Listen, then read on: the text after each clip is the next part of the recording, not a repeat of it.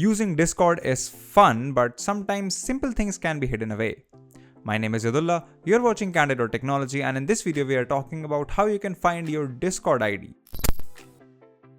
Finding your Discord ID is of course a very easy thing to do. Just head over and launch Discord. That's the first step of the process. Open up on the second monitor. Let me just bring it back here. Don't switch audio devices please. And your ID will be mentioned in this box here. If you click it, you will be able to see a whole thing. So you can click and copy your username right here, or you can copy your user ID if that's what you're looking for using this button. I have streamer mode enabled, so let me just go ahead and disable it. And as you can see, all of my ID related information is present right here. I can switch accounts if I want. I can set custom statuses. I can copy my username.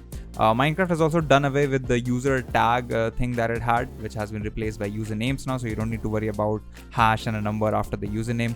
What you see is essentially what you get. And then of course, you can just click this button to copy your user ID and then paste it wherever you need. And that's how easy it is to find out what your Discord ID is. If you like these videos, consider subscribing, give us a thumbs up, press the bell icon, and tell us in the comments below what more such content can we make for you.